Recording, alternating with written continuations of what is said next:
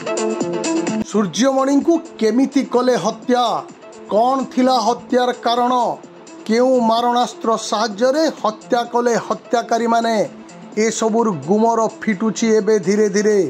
2 जण अभियुक्त को काबू करी टिटलागढ़ पुलिस तन्न तन्न करी खोलताड़ आरंभ करिछि। घटनार 24 घंटा न पुरुणु टिटलागढ़ पुलिस बीजेपुर पैक्स पियन सूर्यमणि हत्याकारी को काबू करी सीन रिक्रिएशन करिबारे सफल होईछि। गत रातिरे ए संक्रांत रे टिटलागढ़ थाना रे अभियोग हेबा परे आईआईसी अवनी साहू नेतृत्व रे तनाघना तदंत आरंभ होइतबा बेले घटना को 24 घंटा न पुरुणु 2 जण अभियुक्त धरा पड़िचंती। गिरफ अभियुक्त माने हेले शरद पटेल और अशोक हरपाल।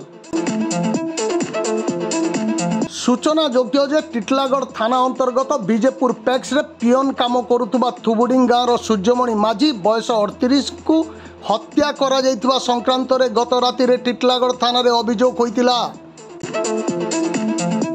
अन्य दिन परी गतकाली मध्य बीजेपुर पैक्स रे काम सारी सूर्यमणि निज मोटरसाइकिल साहाय्य मध्याह्न भोजन पर जाउथुवा बेले घुगुरपला गाँ को जीवा बाटर रही एक छक निकट में 2 जण व्यक्ति तांको अतर्कित भावे कौनसी मारणास्त्र रे आक्रमण करथिले।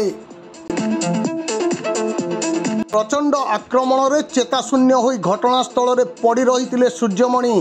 कौनसी सूत्रु खबर पाई सूर्यमणि बड़ भौणी पद्मावती माझी मुमूर्षु अवस्था निज भाई को उद्धार कर टिटलागढ़ उपखंड चिकित्सालय को आनी आडमिट करथिबा बेले चिकित्साधीन अवस्था सूर्यमणि मृत्यु घटीथिला। ए संक्रांत रे मृतक सूर्यमणि बड़ भौणी टिटलागढ़ थाना रे अभियोग करथिले। तेबे टिटलागढ़ आईआईसी अवनी साहू यह घटना रे तुरंत पदक्षेप को टिटलागढ़वासी प्रशंसा करुथुबा शुणिबाकु मिलिछि।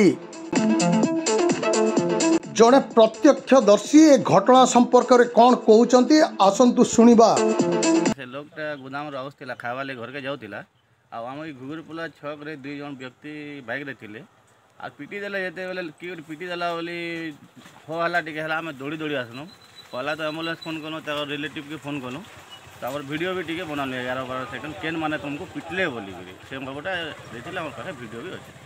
तो से काना गाँटे मोर सास गुर गाल लो आउ तांकर घर होची स्कूल पाखे तार मा टेलर काम करसी बोली कहले हेतकी हेले तापर पानी मांगला पानी देनु फिर एम्बुलेंस आसले एम्बुलेंस बसे टिलार पर तांकर डेथ ही गेला। टिटलागढ़ संजय कुमार नायक रिपोर्ट कोशल प्रभा।